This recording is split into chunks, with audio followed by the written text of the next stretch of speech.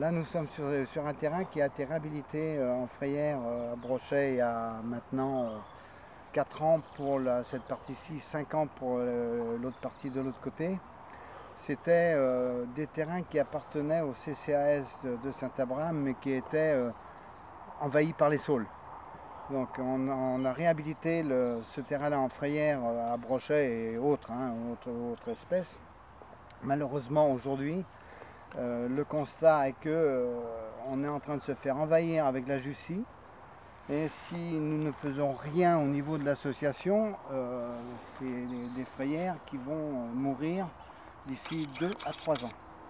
Donc là aujourd'hui on a mobilisé 4 ou 5 personnes, ne serait-ce que pour faire voir l'ampleur que la Jussie prend sur le territoire.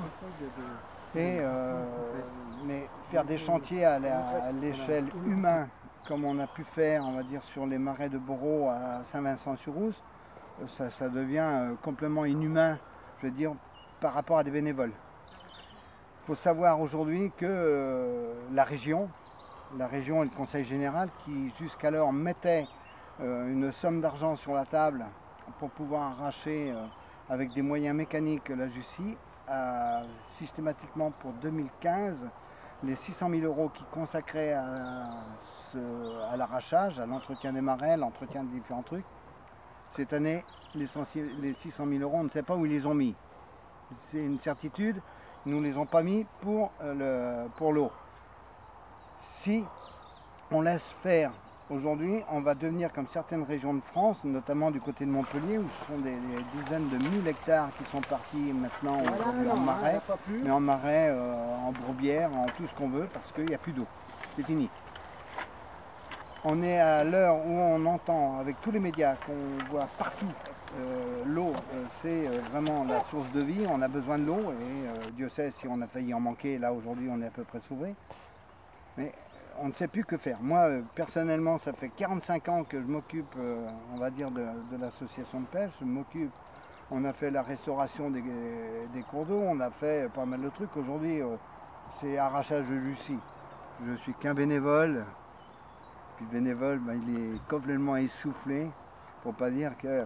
Et en fin d'année, au mois de novembre exactement, le 25 novembre, on a notre assemblée générale pour renouveler tous les bureaux d'associations de pêche locales et de façon à réélire, on va dire, après un conseil d'administration auprès de la fédération.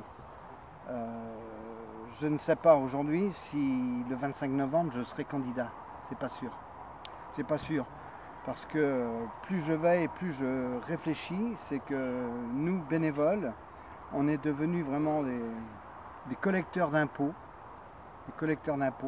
parce que sur un permis de pêche qui aujourd'hui, le permis de pêche de 74 € à la base, il nous reste à nous que 8 €, et dans les 8 €, eh ben, c'est le genre d'opération qu'il va falloir qu'on finance. Alors, je peux plus. Honnêtement, je peux plus.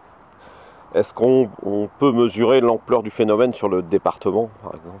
L'ampleur du phénomène sur le département, si on n'intervient pas rapidement, on va dire sur la partie basse, sur le secteur de Glénac, les marais de Bourreau et tout, c'est limite Ille-et-Vilaine et Morbihan.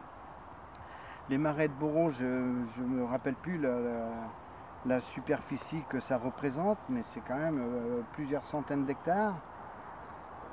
Si l'équipe qui est en bas là-bas, la PPMA de Glénac, si elle demain devait arrêter ce genre d'opération, je suis sûr que les pêcheurs vont plus à la pêche.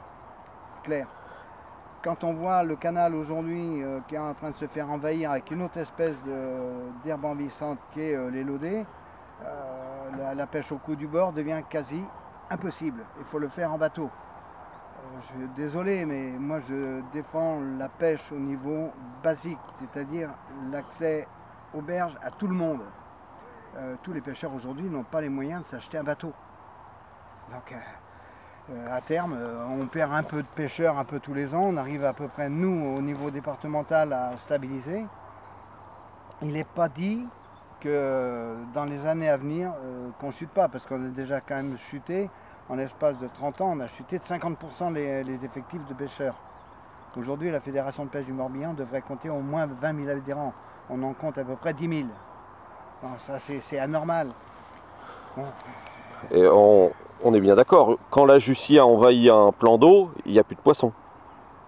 Les 2 premières années, avec la Jussie, quand la Jussie s'implante, les 2 premières années, on va dire, à la limite, je ne devrais pas le dire, mais je vais le dire, les 2 premières années, ça va nous servir de support pour le frais du poisson.